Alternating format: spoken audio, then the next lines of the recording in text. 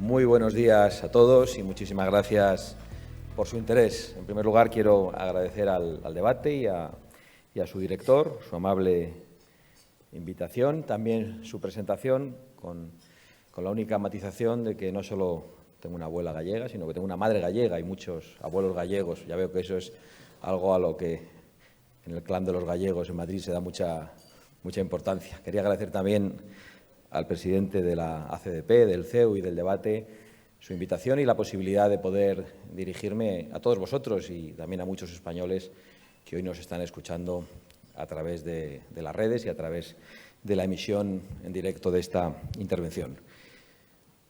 Yo creo que, en primer lugar, hemos de manifestar alegría y esperanza. El hecho de que el día 23 de julio podamos hacer aquello que hemos estado reclamando tanto tiempo, nosotros a través de dos mociones de censura planteadas contra este Gobierno, es sin duda un motivo de alegría y de esperanza, aunque las elecciones se hayan convocado aparentemente con la peor fecha posible, con la peor intención posible, pero eso no era una novedad en este presidente del Gobierno. Pero creo también que debemos tener esperanza y ser conscientes de lo que enfrentamos el día 23 de julio, porque termina la legislatura de la mentira a los electores. Quizá nunca en la democracia española se perpetró una mentira de tal naturaleza como la perpetrada por Pedro Sánchez cuando prometió hasta la saciedad que no pactaría ni con el terrorismo, ni con el separatismo golpista, ni incorporaría a los comunistas al Gobierno, y lo prometió entrevista tras entrevista hasta el último día de la campaña electoral y lo incumplió solo 3 días después, convirtiendo en probablemente no soberanas las decisiones que las Cortes Generales han tomado durante estos 4 años. Lo digo porque a veces se dice que lo que un Parlamento decide es la expresión de la soberanía del pueblo, y normalmente es así. Pero cuando un presidente del Gobierno concurre a las elecciones mintiendo a los electores de una manera tan brutal, lógicamente las decisiones emanadas del Congreso de los Diputados dejan de ser exactamente decisiones que emanan de la soberanía del pueblo español. Termina la legislatura de la traición a muchos españoles que creen en la unidad, que creen en la convivencia y las libertades, de la traición por parte de un Gobierno que ha incorporado a la dirección del Estado, en palabras del anterior vicepresidente, a ETA, al separatismo golpista y al comunismo después de 80 años de historia en España. Y termina la legislatura del ataque a las libertades de los españoles, a las libertades de las familias, de los padres para elegir la educación, de los catedráticos para poder hablar de la historia de España libremente, y también del ataque a la dignidad humana en todos los órdenes y a la vida de los más débiles y de los que más sufren. Termina la legislatura del ataque a la división de poderes y del asalto a todas las instituciones independientes por parte de este Gobierno, desde el Centro de Investigaciones Sociológicas hasta el Centro Nacional de Inteligencia, pasando por el Tribunal de Cuentas, por el Consejo General del Poder Judicial e incluso por parte de los tribunales, y qué decir de la Fiscalía General del Estado, que ya sabemos, o ya sabe el presidente del Gobierno, de quién depende. Termina el ataque también a los españoles y a la prosperidad de nuestro pueblo, con un Gobierno que nos ha puesto directamente en el precipicio desde el que se ve la ruina, con un expolio fiscal insoportable para las clases medias, para los autónomos, para las familias, con un gasto político absolutamente inaceptable, con la creación de ministerios ideológicos, con el aumento de asesores y con una deuda pública que se convierte en un lastre insoportable para las futuras generaciones de españoles. Pero también con una decisión del Gobierno que nos sitúa cada vez más cerca de la dependencia energética, con votaciones en el Congreso de los Diputados hace 2 años como las que impiden a nuestro pueblo, prohíben a nuestro pueblo explorar nuestros propios recursos naturales y energéticos, con la única oposición de Vox en aquella votación. Y, por lo tanto, yo me atrevo a decir, como hemos sostenido en muchas ocasiones, que estamos ante el peor Gobierno de España en mucho tiempo. Que cada uno elija cuánto tiempo, 40 años, 80 años, 800 años. Yo creo que en muchísimo tiempo España nunca había padecido un Gobierno tan contrario a los intereses generales, tan contrario al interés común y únicamente beneficioso para la ambición personal de un presidente que no ha tenido escrúpulos absolutamente para nada. El día 28 de mayo creo que se produjo el anuncio de la alternativa. Y el anuncio de la alternativa fue hecho por el pueblo español en unas elecciones en las que nuestros compatriotas se expresaron de una manera muy rotunda, en unas elecciones en las que nos dieron un mandato extraordinariamente claro. Era un mandato de diálogo y de entendimiento para construir la alternativa. Nosotros, desde esa primera noche electoral, lo tuvimos muy claro y comparecimos conscientes de la responsabilidad que nos exige nuestro pueblo, con patriotismo, pidiendo respeto a los electores de Vox y ofreciendo respeto a los electores del otro partido con el que tenemos que construir la alternativa, y lo hicimos con la mano tendida que todavía hoy mantenemos, porque entendemos que la prioridad es echar a Pedro Sánchez el 23 de julio para hacer lo verdaderamente importante, que es cambiar todas las políticas de Pedro Sánchez, no simplemente para un relevo, sino para construir una alternativa. Y, por lo tanto, yo quiero felicitarme y felicitar a los votantes de Vox y del Partido Popular por los acuerdos alcanzados en la Comunidad Valenciana, en Baleares y en Extremadura. Muchos de ellos, lo saben ustedes, entre extraordinarias dificultades, pero unos acuerdos que creo honradamente que suponen un cambio de rumbo importantísimo, en algunos casos un cambio de rumbo histórico. El hecho de que tanto en Baleares como en la Comunidad Valenciana los padres vayan a poder escolarizar a sus hijos en la lengua española, en la lengua común, en la lengua oficial del Estado, en todas las etapas educativas, es un hito en nuestra historia reciente del que nos sentimos especialmente orgullosos. También por el compromiso adoptado para la derogación de las leyes de memoria histórica, por el compromiso con nuestro campo, con nuestra industria, con nuestra agricultura y con la rebaja fiscal, allí donde hemos alcanzado acuerdos de Gobierno. Igual que tenemos que felicitarnos por estos acuerdos, que creo que son los que nos demandan los españoles, los electores tanto de Vox como del Partido Popular, he de manifestar mi perplejidad por la situación que se ha producido en otras regiones, por ejemplo, en Cantabria o en Canarias, donde ni siquiera se nos ha llamado y donde la decisión del Partido Popular ha sido construir alternativas, en el caso de Cantabria, con la corrupción del Partido Regionalista de Cantabria, y en el caso de Canarias, con el nacionalismo canario. No sabemos a veces si llamarle nacionalismo o regionalismo. Se ve que es en función de los tiempos. Pero ciertamente allí no ha habido una voluntad de construir la alternativa, y he de decir también que veo con extraordinaria preocupación la construcción de la alternativa que los españoles han exigido tanto en Aragón como en la región de Murcia. Permítanme que me detenga unos segundos hablando de lo que ha ocurrido en Murcia, porque es el debate de la actualidad de estos días. En Murcia lo que ha ocurrido en estas elecciones no se puede desligar de lo que ha ocurrido durante los 4 años anteriores. Vox alcanzó un acuerdo de legislatura con el Partido Popular en la región de Murcia que fue incumplido. No solo fue incumplido, sino que tuvimos la mala fortuna de que varios diputados de Vox en la Asamblea de Murcia se convirtieran en tránsfugas. Mala fortuna por la que incluso hemos pedido perdón a los murcianos por no haber elegido adecuadamente a nuestros representantes en esa región. Pero el Partido Popular no solo incumplió el acuerdo con Vox en Murcia, sino que además gobernó con tránsfugas de Vox. Y el Partido Popular en este momento nos plantea un escenario similar. No es posible cuando Vox ha pasado de 4 representantes en la región de Murcia a 9, cuando Vox tiene un 18% de los votos en la región de Murcia. He de recordarles que en Extremadura solo hemos alcanzado el 8%. Y digo esto porque nosotros tenemos muy claro que lo que los murcianos quieren es un gobierno fuerte, un gobierno que represente al 63% de los murcianos.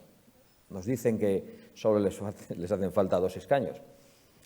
El problema es que nosotros tenemos 9 y nuestros escaños no se dividen. Seguimos con la mano tendida para construir una alternativa en Murcia, pero tal y como lo dijimos en la noche electoral, nosotros no vamos a aceptar de ninguna manera el chantaje a nuestros electores ni el chantaje a Vox, porque nos hemos comprometido a defender sus principios, a defender sus valores y a no regalar sus votos. Digo todo esto con preocupación y perplejidad porque la posición de Vox es única en toda España pero la posición del Partido Popular cambia en función del territorio.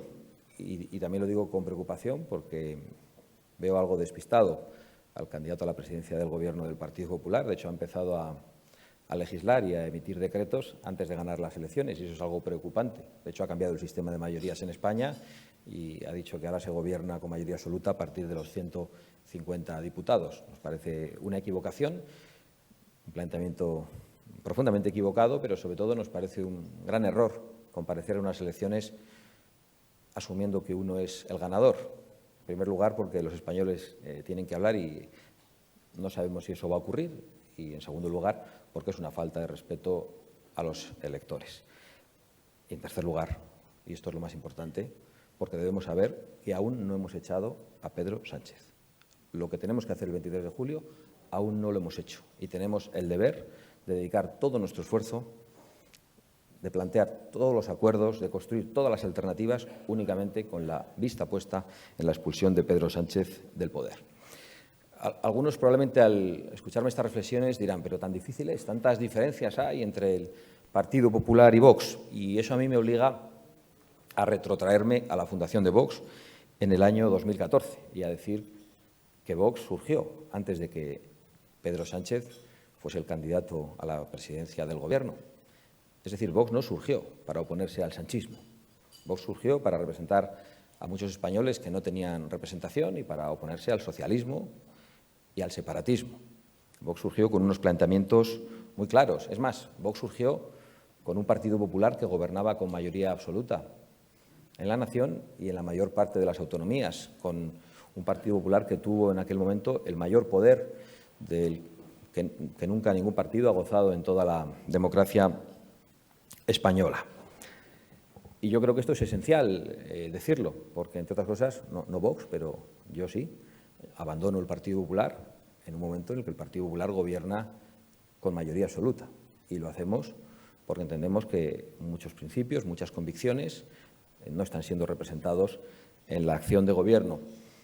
En un gobierno que ya en la oposición a Zapatero, en los últimos compases, se había comportado de una manera timorata y, por lo tanto, del que no se podía esperar una acción de gobierno audaz.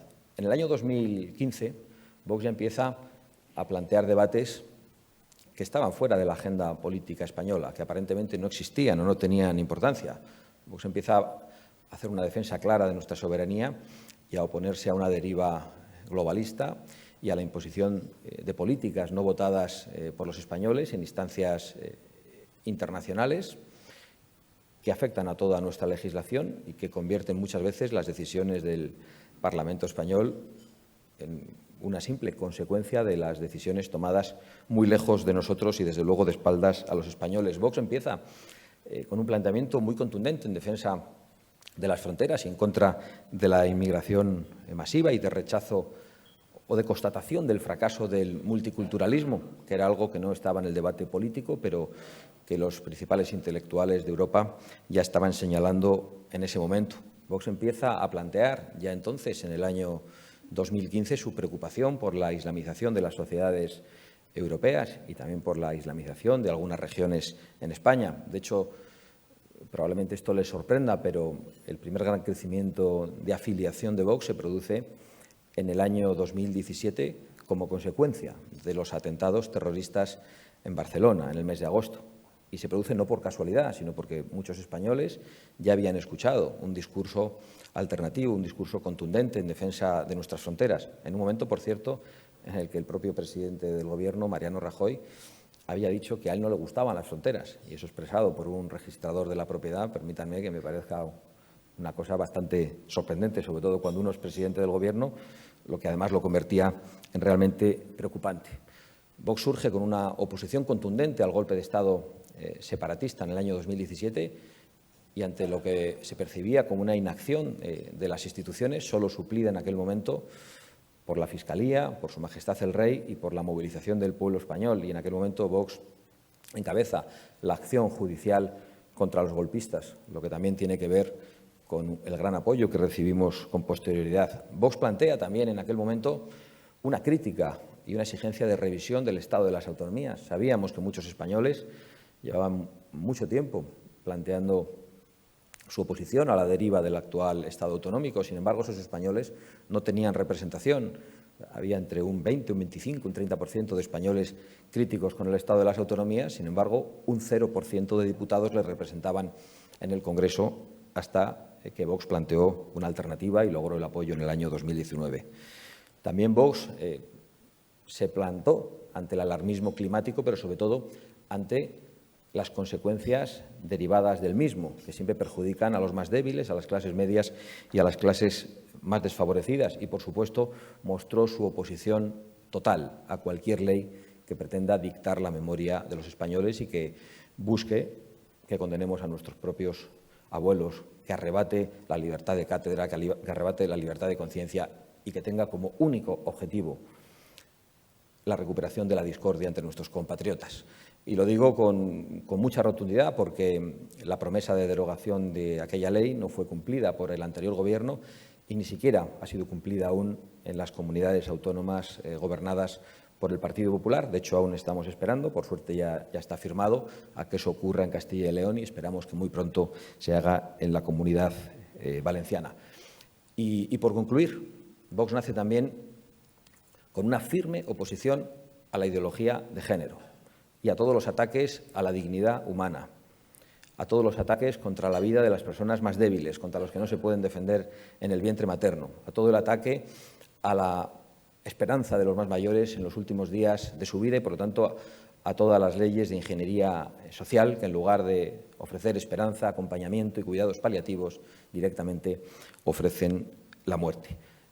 Es decir, Vox, que surge antes de que Pedro Sánchez esté en escena, y por lo tanto con eso se entiende que nosotros no nacemos para oponernos al sanchismo, surge también con un Partido Popular en mayoría absoluta y lo hace porque entiende que hay muchos españoles que no tienen voz y que no tienen representación. Vox surge ante un Partido Popular que había asumido una parte muy significativa de las banderas del izquierdismo y, cuando no digo asumido, había renunciado a combatirlo, ofreciendo a los españoles únicamente gestión, una alternativa política basada únicamente en el equilibrio de las cuentas públicas, en la rebaja fiscal, que luego tampoco se llevó a efecto, y con un Partido Popular que también había adoptado muchos de los planteamientos derivados del globalismo. Quizá por eso hoy vemos que en España solo Vox se está atreviendo a hablar durante estos días de lo que está pasando en nuestra nación vecina. En Francia, 3.000 detenidos, miles de incendios, quema de comisarías, quema de bibliotecas, mutilaciones, acuchillamientos, intento de quemar vivos a policías, asalto a la casa de un alcalde empotrando un coche. Hoy su mujer y su hijo de 5 años están hospitalizados. Es decir, Francia afronta hoy un gravísimo peligro que algunos venían advirtiendo hace mucho tiempo. Y Francia tiene la mala suerte de estar presidida por un señor, por Emmanuel Macron, que ha dicho que la violencia que hoy vive Francia se debe a la proliferación de los videojuegos. No es broma, supongo que ustedes lo han podido leer, pero ni una sola palabra del fracaso del multiculturalismo, de las consecuencias de la inmigración masiva, que hoy hacen que las leyes de la República directamente no rijan en una parte importantísima del territorio francés. Y a nosotros nos preocupa mucho lo que pasa a nuestros vecinos franceses y nos preocupa aún más que con las actuales políticas eso pueda pasar en la España de dentro de 10 o de 15 años, porque vamos en la misma dirección. Y por todo eso cuesta a veces a Vox tanto entenderse con otras fuerzas políticas, porque Vox no ha venido a ser el coche escoba de otros partidos políticos. Vox ha venido a defender un planteamiento político alternativo. Ciertamente los españoles no nos están dando la fuerza que nos gustaría. Nos gustaría que fuese mucho mayor. Nadie está satisfecho, ni siquiera el señor Feijóo, que aspira a la mayoría absoluta, igual que nosotros. Pero los españoles nos están dando una fuerza suficiente como para convertirnos en decisivos en los gobiernos. Y nosotros esa fuerza la vamos a emplear para que esos valores, esas preocupaciones estén recogidas en la acción política. Durante esta campaña electoral nosotros hemos establecido 3 compromisos. En primer lugar, un compromiso derogatorio de todas aquellas leyes que ponen en riesgo la libertad, la prosperidad y la seguridad. Leyes que ponen en riesgo la libertad, como la Ley de Memoria Histórica y la Ley de Memoria Democrática, ambas Nosotros no aceptamos el planteamiento de debatir únicamente la ley de memoria democrática. Creemos que hay que derogar cualquier tipo de ley que trate de imponer la memoria a los españoles. Planteamos la derogación de las leyes que han puesto en riesgo la seguridad de las mujeres, como la ley del sí es sí, o las leyes que han convertido a las mujeres, o han borrado a las mujeres, como la ley trans, impidiendo que las mujeres puedan competir en las competiciones deportivas con otras mujeres o que las mujeres pierdan sus espacios de privacidad. Por supuesto, planteamos la derogación de todas las leyes que ataquen la seguridad y, por lo tanto, el cambio de las políticas migratorias y de todas aquellas leyes o códigos que hoy ponen en riesgo la unidad de España. Y las reformas que este Gobierno ha hecho a la carta respecto al Código Penal son un buen ejemplo de ello. Pero no solo planteamos derogar, planteamos una amplia operación de reconstrucción. Queremos reconstruir todo lo que ha sido destruido y queremos levantar todo aquello que ha sido derribado, desde la concordia ante los españoles, que es probablemente lo que más ha sufrido durante este tiempo, hasta las cruces que representan nuestra identidad y la fe de muchos de nuestros compatriotas. Queremos restaurar la libertad en el orden educativo, en el orden moral, en el orden económico. Queremos restaurar la unidad de España. Queremos restaurar la prosperidad dañada por esas políticas que entregan nuestra soberanía. Y queremos preguntar a los españoles. Y digo queremos preguntar a los españoles porque la pérdida de soberanía no solo obedece a que muchas decisiones son tomadas muy lejos de nosotros. Eso ocurre. Hay otras que son tomadas directamente por políticos a los que conocemos, que se presentan a las elecciones, y eso es todavía más preocupante. Pero sobre todo lo preocupante es que la democracia española durante estos años ha ido poco a poco deslizándose hacia una partidocracia. Ya en el debate constitucional hubo una gran discusión entre Jordi Solé Tura y Manuel Fraga Iribarne sobre los artículos relativos al referéndum. En aquel momento Fraga Iribarne exigía que el pueblo español pudiese ser consultado en más ocasiones y Jordi Solé Tura, que recibió el apoyo del resto de los parlamentarios constituyentes, dijo que lo importante era consolidar los partidos políticos, a lo que Fraga respondió con la preocupación ante una democracia que se convertía en aristocrática o una democracia tutelada por los partidos políticos, planteada desde una desconfianza hacia el pueblo español. Yo creo que en España durante 40 años hemos votado muchas veces, pero muy pocas veces se ha preguntado a los españoles, salvo en la incorporación a la Unión Europea y en la incorporación al Tratado del Atlántico Norte. Esas han sido las dos únicas preguntas que se han hecho a los españoles. Nunca se les ha preguntado por política migratoria y defensa de fronteras, nunca se les ha preguntado por la política energética, nunca se les ha preguntado por el hecho de que los partidos separatistas sigan rigiendo los destinos de nuestro país y continúen siendo legales a pesar de intentar destruir la base de la Constitución. Es decir, nunca se les ha preguntado por cosas que afectan al día a día de los españoles. Y ese es nuestro compromiso ante los españoles, no solo derogar, no solo reconstruir, sino preguntarles mucho más para que la soberanía vuelva a estar en el centro de la acción política. Muchísimas gracias.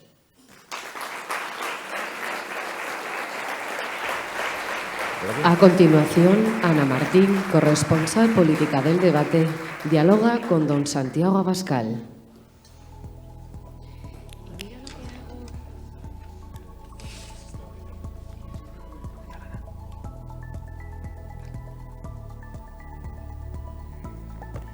Bueno, muy buenos días a todos. Gracias por su asistencia a este acto. Ya lo han dicho antes el presidente y el director del debate. Gracias, Santiago, que sabemos que vienes además de tener un mitin anoche en Burgos y que estás inmerso en una precampaña que no esperábamos casi ninguno de nosotros, desde luego. Tiempo de preguntas. Entre las medidas que usted ha expuesto aquí y que viene exponiendo estos días, semanas, meses, las hay de inmediata aplicación, pero también hay algunas que llevarán mucho tiempo. Le quería preguntar cuánto tiempo costará revertir las políticas de Pedro Sánchez y si se podrán revertir todas ellas. Bueno, insisto en el planteamiento de que Vox no viene a revertir las políticas de Pedro Sánchez. Vox viene a revertir las políticas del socialismo en España, muchas de ellas como consecuencia del pacto con separatistas, con las dos fuerzas políticas. Y, por lo tanto, la transformación que nosotros queremos para España, y sería mentir a los españoles decir lo contrario, es una transformación que no se puede hacer únicamente en una legislatura. Es una transformación histórica, es una transformación que llevará mucho tiempo, tanto como el tiempo que ha llevado ir degradando nuestra unidad, ir arrebatando libertades a los españoles e ir destruyendo la concordia. Eso es algo que no se ha producido de la noche a la mañana, que se ha producido a lo largo del tiempo y será muy dificultoso reconstruirlo, igual que cuando se plantea lo que ocurre en Cataluña. La desafección al proyecto común de España en una parte de la sociedad catalana ha sido abonada por el separatismo catalán, igual que por el separatismo vasco en mi tierra, y eso es algo que no se va a resolver de la noche a la mañana. Hace falta una gran operación, no de partido, no de gobierno, sino de Estado, para volver a restaurar esas cosas que son tan importantes y que son la base de la convivencia y de cualquier democracia. Me habla de una operación de Estado con un partido, entiendo, el Partido Popular, con el que de momento no han sido capaces de entenderse en Extremadura, no así en Cantabria, lo ha comentado usted, Canarias, y tampoco en Murcia, que parece que la situación está absolutamente enquistada. ¿Vamos a una repetición electoral allí? Desde luego no es por nuestra voluntad. Nosotros pensamos que una repetición electoral constituye un fracaso y constituye no aceptar la voluntad expresada por los murcianos, que claramente no han dado la mayoría absoluta a ningún partido y que nos han exigido el diálogo que nosotros estamos ofreciendo, con lo cual yo creo que ese es el último de los escenarios y el más indeseable, junto con otro, que es el de que a Vox se le someta a un chantaje. A mí me preocupa mucho que el Partido Popular y el señor Feijóo estén en estos momentos, con el planteamiento que hacen en Murcia, más preocupados en ver cómo no cuentan con Vox que en echar a Pedro Sánchez. Y yo quiero insistir, a Pedro Sánchez aún no le hemos echado. Hay que votar el día 23 de julio. Los españoles aún no se han expresado y deberíamos dedicar todo nuestro esfuerzo exclusivamente a eso. Y, por lo tanto, convendría resolver cuanto antes lo que está ocurriendo en Murcia. Nosotros seguimos con la mano tendida, pero es el Partido Popular el que nos tiene que explicar cómo se va a cumplir un acuerdo de legislatura, qué garantías dan, cuando se incumplió el anterior. Nosotros seguimos sentados, no hemos ganado las elecciones, con la mano tendida, son otros los que no tienen el apoyo necesario y de los que esperamos una llamada y una oferta de... ¿No se fían del PP de Murcia, señora Abascal, o del PP en general? Lo digo porque usted hace distinciones entre PPs.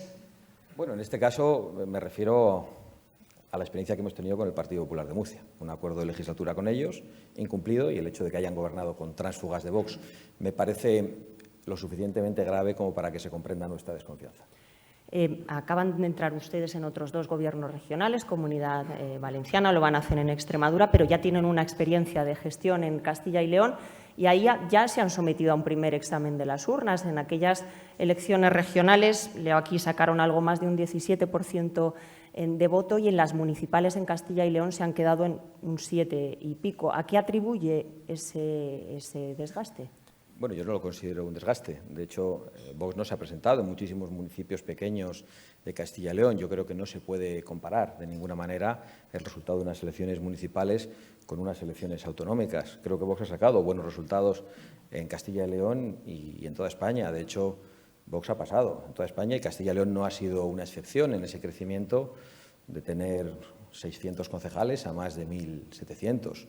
Vox ha multiplicado por 2 el porcentaje de apoyos y de votos. Ha multiplicado por 3 el número de concejales, con lo cual yo lo considero un avance de Vox.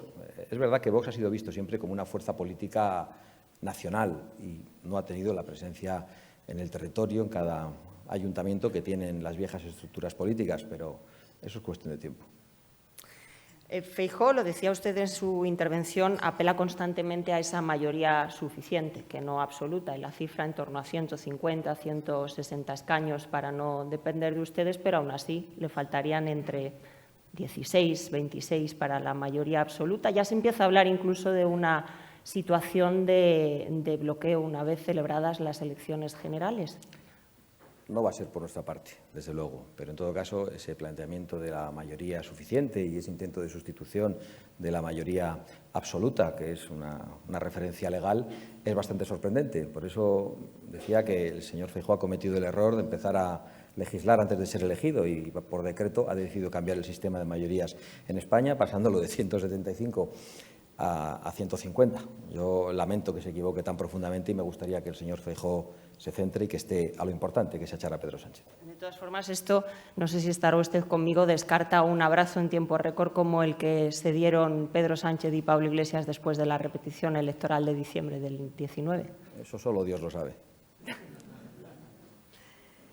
Bien, no obstante, vayamos al mejor de los escenarios para ustedes, que entren en un hipotético gobierno de coalición. Ya sé que siempre dicen que no han venido aquí a hablar de sillones, pero ¿qué ministerios le gustaría tener a Vox? ¿Puede darnos pistas los que han pedido en Comunidad Valenciana o el que tienen en Extremadura? Yo entiendo que es una pregunta muy periodística y muy interesante. Es una perspectiva periodística, pero parte de un planteamiento que, lo digo con todo el respeto, que es equivocado, y es el de asumir que Vox va a ser la segunda fuerza y, insisto, los españoles no han votado. Nosotros... Yo no he dicho eso. Yo he dicho qué ministerios le gustaría tener sin saber, y he hablado de un gobierno de coalición. Nosotros tenemos respuesta para todos una respuesta integral para todos los problemas de los españoles. Nos gustaría tener la presidencia del Gobierno y todos los ministerios. Lo digo sin ninguna soberbia, pero con toda claridad respecto a lo que es Vox. Es una alternativa política que quiere ofrecer un cambio de rumbo a los españoles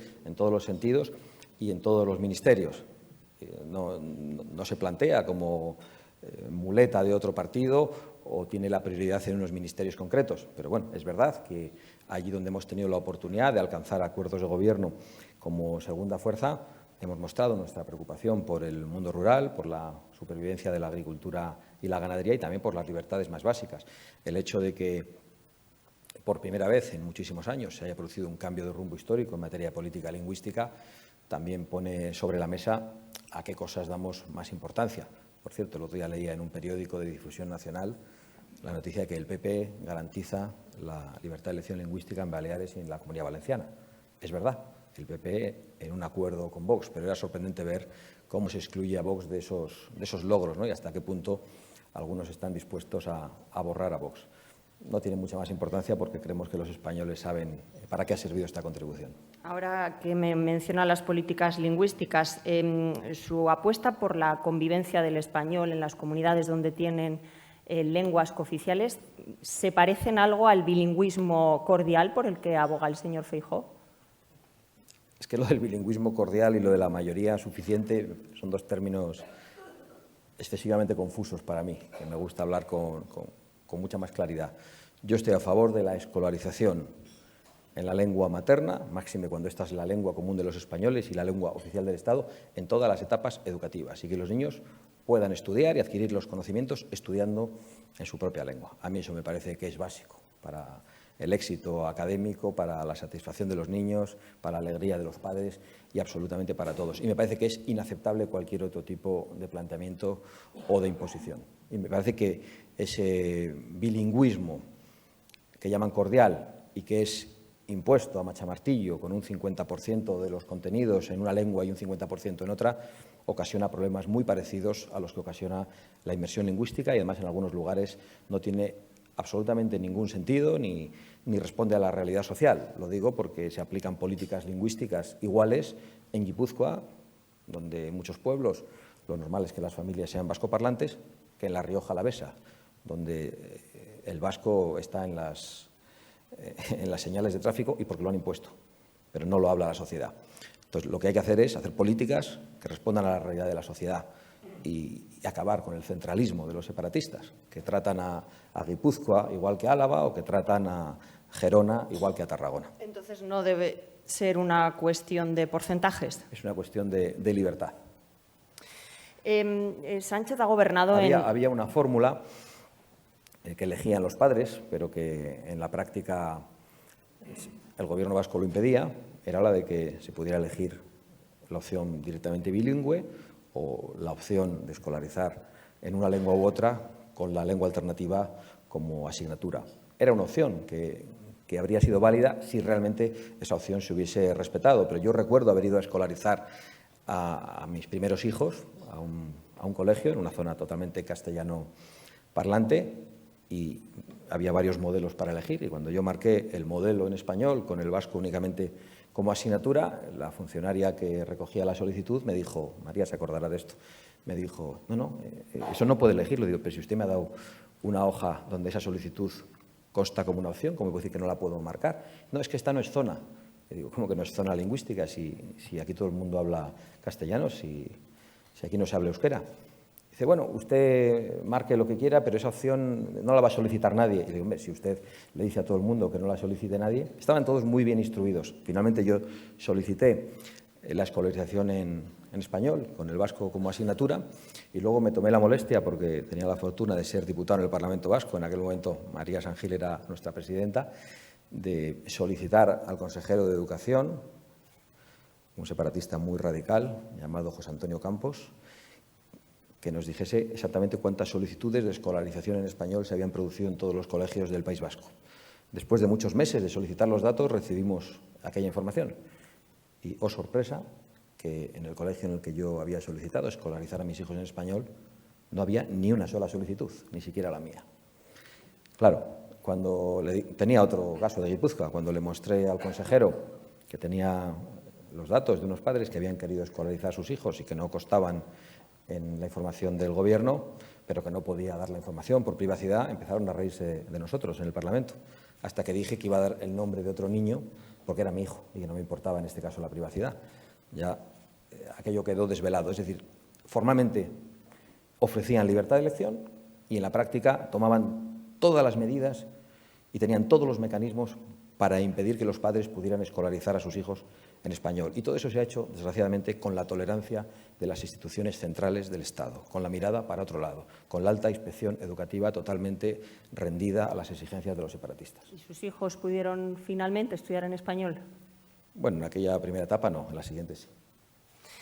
Sigamos con las aulas. ¿Es posible la neutralidad educativa por la que abogan en su pacto en Baleares? Bueno, no solo es posible, es exigible. Creemos que la educación tiene que priorizar la instrucción y que la conformación moral del alumnado es cosa de las familias. El problema es que hay mucho activista que se dedica a arrebatarnos la patria potestad de nuestros hijos y a decir qué es mejor para ellos. Hemos escuchado a los progres y a las ministras comunistas decir que los niños no son de las familias. Evidentemente, los niños no son una propiedad de los padres. De hecho, creo que lo tenemos mucho más claro que ellos y que ellas. Tanto es así que creemos que tienen una vida independiente desde el vientre materno. Tanto es así que creemos en su dignidad. Pero, desde luego, si alguien quiere a los niños, si alguien quiere a los hijos, son las familias, son los padres y las madres, y no unas ministras desaprensivas y unos políticos que quieren arrebatar a las familias el derecho a educar a sus hijos conforme a sus convicciones. No solo me parece una posibilidad, me parece una exigencia básica de derechos humanos, de esos que ahora invoca el presidente del Gobierno en su periplo de mentiras por la Unión Europea. Ahora que me menciona al presidente del Gobierno, le pregunto por otro concepto, en este caso no de Feijóo, sino de él, la laicidad inclusiva, que la está acuñando el Gobierno, según ellos, para equiparar el resto de religiones a la católica y no hacer distinciones. ¿Cree que todas las religiones deben ser tratadas igual en un país aconfesional, pero de larga tradición católica? Yo creo en lo que dice la Constitución, que es que el Estado mantendrá unas relaciones especiales con la Iglesia católica, que es la mayoritaria en nuestra sociedad, y no es una cuestión de fe, es una cuestión de identidad y creo que por otras muchas razones. No sé qué significa eso de la laicidad, pero creo que lo han ensayado en Francia con los resultados que conocemos. En esta pendiente por la que nos deslizamos de los principios, de los valores, de asuntos en los que usted presumía hace un rato de que ha entrado Vox y antes el PP no entraba, quería preguntarle por la reforma de la ley del aborto impulsada esta legislatura desde el Ministerio de Igualdad.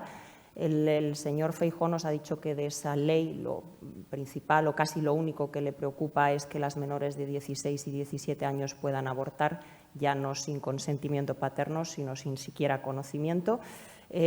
Para Vox, aparte de eso, entiendo, pero ¿qué otras medidas contenidas en esa ley o se requiere una derogación total?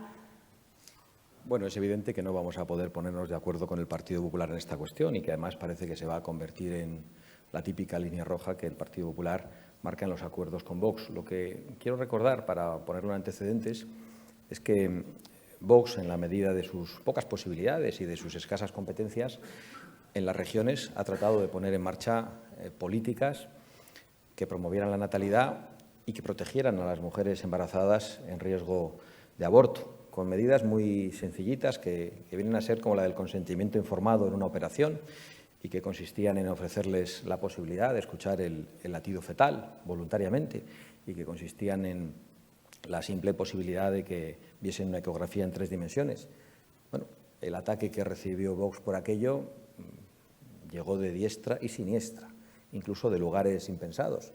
Y hoy he de recordar que incluso cuando fue preguntado el secretario general de la Conferencia Episcopal por este asunto, la respuesta fue que no había que politizar la defensa del derecho a la vida y, además, que también importaban, en una especie de reproche a Vox, la vida de los migrantes y la vida de las mujeres asesinadas. Es decir, que cuando Vox ha podido dar un simple pasito, ha recibido, en primer lugar, la oposición total de aquellos con los que tenemos que construir una alternativa y también el reproche moral de aquellos de los que, hombre, al menos podríamos haber esperado el silencio, no ya un tímido aplauso. Hay un gran problema social en España con esto. Nosotros no nos parece que sea suficientemente claro el planteamiento de Feijóo. El aborto creemos que no es un derecho. Creemos firmemente que lo que hay en el vientre materno es una vida. Creemos que el aborto no puede seguir siendo en España un método anticonceptivo ni un método eugenésico, y eso es lo que lo han convertido las sucesivas leyes que hay en España. Dice que será o vaticina que será una línea roja del PP, pero entonces entiendo que también de Vox en sus postulados. Vox no ha hablado de líneas rojas absolutamente en ningún momento. Para nosotros es un asunto capital, como otros muchísimos, y este que se refiere a la vida humana, más. Pero Vox no va a hablar de líneas rojas durante esta campaña. Vox va a construir una alternativa y Vox va a actuar con responsabilidad, pero queremos que los españoles sepan muy bien qué es lo que pensamos nosotros y lo que piensan otros, y que entiendan bien hasta dónde se puede llegar, teniendo en cuenta que con estos bueyes hay que arar. El presidente ha gobernado esta legislatura en la abundancia de los fondos europeos y de la suspensión de las reglas fiscales, pero la Comisión Europea ya nos está diciendo que la fiesta está cerca de acabarse. ¿Teme que ese endurecimiento por parte de Bruselas impida esas reformas, rebajas fiscales que están proponiendo para acabar con lo que usted ha llamado expolio fiscal del Gobierno? Bueno, en Bruselas plantean el equilibrio presupuestario, pero parece que el equilibrio presupuestario por parte de unos y otros aquí solo llega por vía fiscal, nunca por recorte del gasto político. Y me parece que hay que abordar una operación histórica de recorte del gasto político, del gasto ideológico en España, de reestructuración del poder político, de fin de las subvenciones a organizaciones sindicales, patronales, políticas, de cierre de los ministerios que solo responden a la ideología. Y tenemos que quedarnos en lo básico, que es en la atención social, en las políticas sanitarias, en las políticas educativas, que además tienen que racionalizarse con un sistema de compras único. Es decir, hay muchas formas en las que se puede recortar, pero aquí la única forma de equilibrar los presupuestos que tienen unos y otros es siempre la misma, que es subir los impuestos a los españoles. Y la única forma que hay de tratar con los burócratas de Bruselas es siempre la misma, que es asumir todo lo que nos digan. Nos piden equilibrio presupuestario, pero creo que no nos dicen exactamente cómo tenemos que hacerlo y creemos que hay recetas alternativas a las actuales. El equilibrio presupuestario también lo quieren lograr y lamento muchísimo que el Partido Popular haya asumido un compromiso del presidente del Gobierno, Pedro Sánchez, haciendo que todos los españoles tengan que pagar peajes a partir del año 2024. Y el responsable económico del Partido Popular ha dicho estos días que los españoles sepan que a partir del 2024 vamos a pagar peajes en todas las autovías por culpa de Pedro Sánchez. Lo que no entiendo es por qué hay que aceptar todas las herencias, todos los compromisos y todos los peajes de Pedro Sánchez. Nosotros nos presentamos a las elecciones diciendo que no aceptamos los compromisos de Sánchez, ni de nadie, ni con los burócratas de Bruselas, ni con Marruecos, ni con ETA.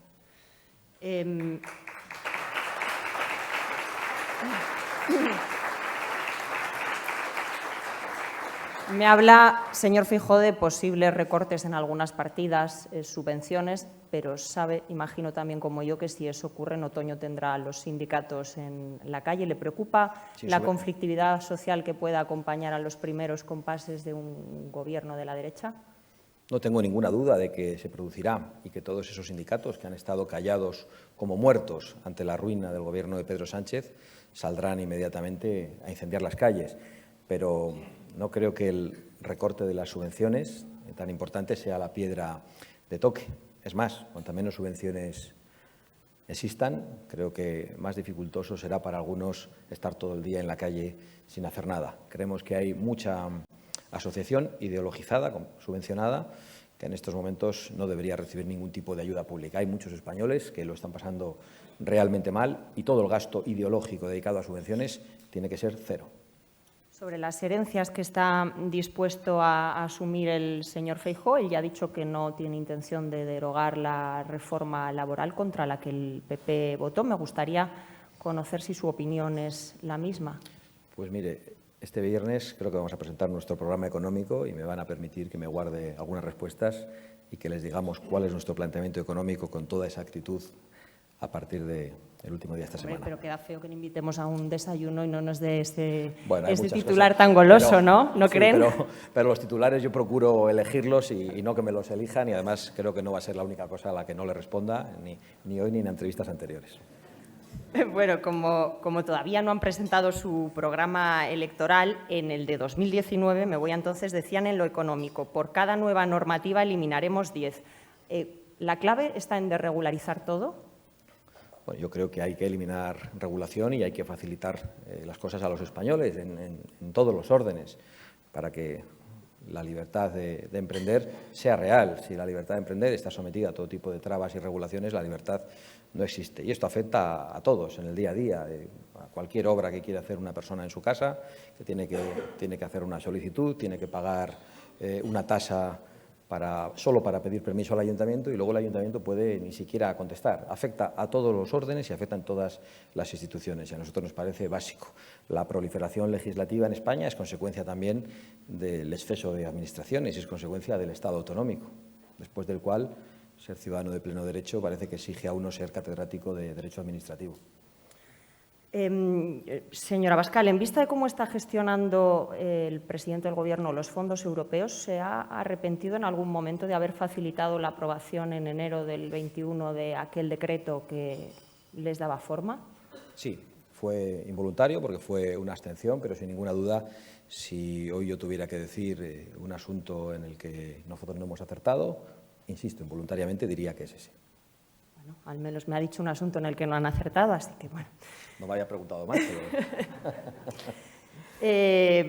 Unidad de España. Creo que Vox ha sido muy claro durante esta legislatura, volviendo a la anterior, con un planteamiento de distancia infinita ante el Gobierno de Pedro Sánchez y sus aliados. Y en alguna ocasión, con alguna abstención, se han producido resultados que no preveíamos. Y yo creo que eso hay que reconocerlo. Y eso ha podido empañar ese planteamiento real, sincero, profundo, de distancia infinita con el Gobierno de Sánchez. Un planteamiento que solo tiene Vox. Lo digo porque después del 23 de julio nosotros no estamos tendiendo la mano ni al sanchismo, ni al socialismo, ni a nada que se le parezca. Sin embargo, la otra fuerza política llamada a construir la alternativa ya ha dicho con claridad, a través del señor Feijóo y de la señora Cuca Gamarra, secretaria general del Partido Popular, que lo primero que van a hacer es ofrecer un acuerdo al Partido Socialista que quede después de Pedro Sánchez. Me habla de arrepentimientos y no puedo evitar que se me venga a la cabeza el nombre de Macarena Olona. Me gustaría preguntarle qué resultado le augura en estas elecciones generales. A mí me preocupa el resultado para los españoles. ¿Qué va a pasar el día 23 de julio? Lo que enfrentamos es de una extraordinaria gravedad. Lo que pasa en España tiene una seriedad enorme y yo, por lo tanto, no puedo hablar de hechos, circunstancias que no tengan esa seriedad. Pues vamos a lo importante, unidad de España. Entiendo, usted ya nos contó en el debate, en una entrevista hace un par de semanas, que no le cabe duda de que si hay un gobierno que no sea de Pedro Sánchez, el independentismo volverá a la trinchera de la vía unilateral. ¿Cuáles son las medidas, pongamos 3, 4 medidas más urgentes para frenarlos? ¿Las viables e inmediatas o las medidas estructurales en el tiempo? Ambas dos. Yo creo que, en primer lugar, hay que restaurar todas las medidas derogadas en el Código Penal que han dejado a España a merced de los ataques de sediciosos y de rebeldes, y me parece esencial que el Código Penal vuelva a castigar con contundencia los delitos más graves que puede cometer un político, porque un político puede robar y llevarse dinero del erario a casa. Y eso tiene una extraordinaria gravedad, pero eso es mucho más grave que traten de robarnos nuestra herencia colectiva, la unidad de nuestra patria, mediante un ataque golpista como el que se produjo durante el año 2017. Por lo tanto, yo creo que toda la severidad posible frente a esos delitos y, por supuesto, la penalización de nuevo de cualquier convocatoria de refrendo ilegal. Esto es algo que en su día aprobó el Gobierno de José María Aznar, que derogó el Gobierno de Zapatero y que no restauró con mayoría absoluta el Gobierno de Mariano Rajoy. Y yo creo que eso ha dado problemas a los españoles. En el largo plazo yo creo que hay que hacer un clarísimo planteamiento de revisión del Estado de las autonomías, que ha servido para disgregar, para debilitar el proyecto común, para limitar las libertades de los españoles en grandes áreas del territorio nacional y también para acabar con la igualdad de derechos entre los ciudadanos españoles. Creo que hay que hacer una gran operación de reconstrucción del Estado, encaminándose hacia el Estado unitario y alejándose del Estado de las autonomías. Eso no ataca a la pluralidad de España, en la que nosotros creemos, pero la pluralidad no consiste en que existan 17 parlamentos cuestionando permanentemente la soberanía de los españoles. Y, por otro lado, creemos que es urgente, como se ha hecho en otros países, poner encima de la mesa el debate sobre la legalidad de los partidos separatistas, partidos que quieren destruir la base de la Constitución. Sin unidad nacional no hay Constitución. Y a nosotros nos parece que ese es un asunto sagrado. No es posible seguir tolerando la acción política de partidos que día a día trabajan para destruir lo más importante que tienen los españoles. Ahora iré a eso, pero cuando me habla de la reconstrucción del Estado, ¿está pensando en la recentralización de algunas competencias? Evidentemente, nuestro planteamiento sobre el Estado de las autonomías exige unas mayorías que no tenemos ni vamos a tener pronto, porque exige una reforma agravada de la Constitución. Dicho lo cual, yo no quiero engañar a nadie, quiero que los españoles sepan qué hay en nuestro corazoncito, cuáles son nuestras intenciones. Mientras tanto, creemos que es posible tratar de fortalecer las instituciones centrales del Estado con la recuperación de algunas competencias en materia educativa, en materia de sanidad, en materia de justicia interior, por ejemplo. Y ahora vayamos a la segunda parte de su respuesta. Cuando me habla de ilegalizar determinados partidos, siempre se ha debatido mucho si es mejor tenerlos fuera del sistema o dentro. Pues yo creo que estos 40 años nos han dado la respuesta. Precisamente, creo que fue Julián Marías el que dijo que no se podía integrar a quien no se quería integrar. Y lo cierto es que los padres de la Constitución, con la mejor intención probablemente, pensaron que esa era la vía adecuada. Lo cierto es que eso es lo que se ha intentado durante 40 años y lo que hemos recibido es un desafío separatista encabezado por Ibarretxe en el año 2003 en el País Vasco y un golpe separatista encabezado por los restos del puyolismo junto con Esquerra Republicana de Cataluña en el año 2017. Y además no van a ser los últimos. Y además van a funcionar como una carrera de relevos porque ambos están conectados. No tengamos ninguna duda de que esos desafíos no han terminado y deberíamos estar preparados para ello. Yo viví con extraordinaria preocupación los brazos caídos del anterior Gobierno durante el golpe del año 17. Daba la sensación de que los abogados del Estado no habían visto lo de los golpes de Estado en las oposiciones y que no sabían cómo afrontarlo. Pero, desde luego, la solución no es la integración de los separatistas. Como mínimo es ponerles en su sitio. Y su sitio, desde luego, yo creo que tiene que estar, como mínimo, fuera del Congreso de los Diputados, de una Cámara de Representación Nacional. Estamos ante un auténtico fraude de ley. Los diputados no representamos a la provincia, representamos al conjunto de la nación y, sin embargo, hay diputados localistas, incluso diputados separatistas, que se niegan a jurar la Constitución como Dios manda y que se niegan a aceptar el respeto a la legalidad y a las normas básicas de convivencia. Claro, pero cuando usted abre la puerta de la ilegalización de partidos, desde cierta izquierda le responden, pues ilegalicemos a Vox, que no cree en el Estado de las autonomías. Pero el Estado de las autonomías no es la base de la Constitución. La unidad de España sí. No tengo ninguna duda de que lo están pensando. A ver cómo hacen eso con 4 millones de españoles.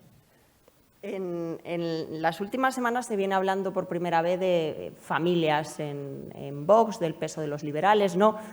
¿Hay halcones y palomas en Vox, como se dijo en su día del Partido Popular? Y aquí tenemos a María San Gil, que seguro que recuerda esos tiempos. Y jilgueros, y mirlos, y estorninos, y vencejos, y golondrinas. En Vox hay muchas personas diferentes, con sus matices, pero eso de lo que se viene hablando, francamente, se viene hablando en los medios de comunicación. Yo llevo 10 días visitando toda España. No ha habido una sola persona en la calle que me haya preguntado por un asunto de esos. Los españoles están preocupados en cómo llegar a final de mes, en cuál es el futuro de sus hijos, en cómo nos desembarazamos de Pedro Sánchez, y todos estos debates que están en la prensa son debates ficticios, son debates virtuales que no están en la España de la calle. Sí me gustaría saber, señor Abascal, si Vox tiene bases propias después de unos años de trayectoria o sigue viviendo del voto prestado del Partido Popular. Con todos los respetos, la pregunta me parece terrible, ¿no? Porque el voto no es del Partido Popular ni de Vox. El voto es de los españoles y hemos tenido el gran honor de que muchos de ellos nos hayan dado su confianza, y además vamos a hacer todo lo posible por no perderla. Y por suerte yo creo que los españoles que confían en nosotros saben que ni yo como líder de Vox, ni Ignacio Garriga, ni Javier Ortega, ni Iván Espinosa Los Monteros, ni Jorge Buxadé, ni Rocío Monasterio, ni ninguna de las personas que estamos hoy dando la cara por Vox hemos hecho una encuesta para ver qué es lo que tenemos que decir. Estamos defendiendo nuestras convicciones, nuestras ideas y nuestros principios. Y yo creo que eso es algo que se reconoce. No voy a decir que no tengo ninguna preocupación con la confianza de los españoles, porque sí, me preocupa mucho defraudarla, pero tengo muy claro que para defraudar la confianza de los españoles primero tengo que defraudar la mía, porque aquí estamos diciendo lo que sentimos. Quizá el voto prestado no es un término adecuado, pero sí es cierto que sus votantes proceden de la misma costilla, los del PP y Vox, y guardan ciertas similitudes, o tampoco me lo compra. Una parte importante, sin ninguna duda, sí, y yo creo que están mucho más cómodos confiando en Vox que en una opción política pues que está solo en el equilibrio de las cuentas públicas, básicamente. Pero también hay muchas personas que votan a Vox procedentes de la abstención, procedentes de la izquierda. Hay muchas personas en el mundo rural que cambiaron su voto al Partido Socialista o al Partido Comunista y ahora votan a Vox porque defiende sus intereses, sus preocupaciones, su modo de vida. Hay muchas personas afectadas por las leyes de género y las leyes educativas que hoy ven que Vox es el único partido que las defiende, o por las leyes de imposición lingüística. Hay muchas personas viviendo en barrios humildes que padecen la inseguridad y que antes votaban a la izquierda y hoy ven que Vox es el único que tiene un discurso nítido contra la inseguridad y la inmigración masiva y la política de fronteras abiertas. En definitiva, a Vox le votan españoles con muy distintas procedencias y le votan españoles que no votaban antes porque tenían menos de 18 años, ¿no? A esos a los que se ha ofrecido ahora 20.000 euros, luego han ampliado la edad a los 23 porque no saben ni comprar votos. Se han dado cuenta que los de menos de 18 no iban a votar. Pero entonces, ¿son más cosas las que les unen o las que les separan del Partido Popular? Bueno, yo he hecho aquí un planteamiento inicial en mi intervención con una serie de cosas que para Vox son muy importantes, y estaría bien que le pregunten el siguiente desayuno al señor Feijóo, una a una, por todas esas cosas, y creo que van a poder llegar a una conclusión muy clara, y yo estaré muy interesado también en escucharlo. Creo que me conoce y sabe que lo haré. Pues me encantará. Sí tengo ocasión. Me hablaba de lo que lo que viene pasando en Francia estos últimos días y pronosticaba que puede suceder lo mismo en España en 10, 15 años. Bueno, y en algunos lugares creo que antes. Yo creo que si los que están aquí han visitado algunas zonas de Cataluña, de algunos barrios de Cataluña, serán muy conscientes de lo que estamos diciendo. Y es evidente qué es lo que hay detrás. No son los videojuegos, es el fracaso del multiculturalismo. Es que Francia ha abierto la puerta durante mucho tiempo, y una parte significativa de Europa, a personas que han llegado a través de España probablemente, y a los que no les ha preguntado ni quiénes eran, ni de dónde venían, ni lo que pensaban. Y hoy, cuando les preguntan, después de años de intentos de integración, es que no se sienten franceses. Y yo creo que eso abre un peligro extraordinario para las sociedades europeas. Nuestro planteamiento es muy claro en relación con eso, y toda la excusa de la violencia detrás de una acción policial que solo un juez podrá juzgar y decidir, pues realmente es una excusa, ¿no? Porque lo que hay es un rechazo a Occidente, es una movilización de turbas de antieuropeos que no tienen ningún límite, que no se sienten integrados, que están llevados por el odio, y yo creo que nos lo tendríamos que hacer mirar. No sé si en Francia están a tiempo, pero en España creo que sí. Hay quien dice que ellos son muy conscientes de que están en guerra con nosotros, pero nosotros no lo somos tanto de que estamos en guerra con ellos, o no queremos serlo. No sé si comparte de alguna manera esta visión. En el nosotros no me voy a incluir, pero teniendo en cuenta que el presidente francés dice que esto responde al problema de los videojuegos, pues parece clara la respuesta. Me dejo dos rápidas para el final. ¿Tiene alguna teoría sobre lo que contenía el móvil de Sánchez? No, la verdad es que no. Lo que puedo decir, por no caer en el comentarismo político, es que los compromisos adoptados por Sánchez con Marruecos son compromisos de Sánchez, que no comprometen ni al futuro Gobierno de España, ni al Parlamento español, y desde luego no comprometen a Vox ni a mí. Y para terminar, después de estos últimos acuerdos tras las elecciones municipales y autonómicas, las encuestas vienen dando una bajada a Vox. Sé que ustedes no se suelen creer las encuestas.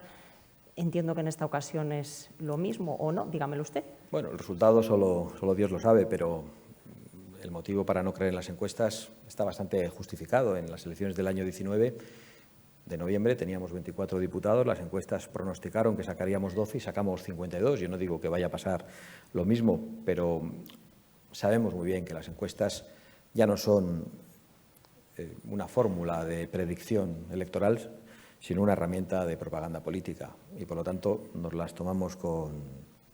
Bueno, pues no les hacemos mucho caso. Y los vaticinios que hacen los escuchamos con deportividad. La encuesta de la calle a nosotros nos dice otra cosa. Calle por calle, plaza a plaza, cuando convocamos a los españoles, la asistencia es masiva y la adhesión al planteamiento alternativo de Vox es cada vez mayor. Pues ahí le dejamos que vuelva, al calle a calle y plaza a plaza, que va a ser una campaña intensa. Nada más por mi parte, por nuestra parte, reitero el agradecimiento del presidente, el director del debate, de toda la redacción de esta casa, y todas las suertes para el 23 de julio. Muchas gracias. Que sean para España la suerte. Gracias.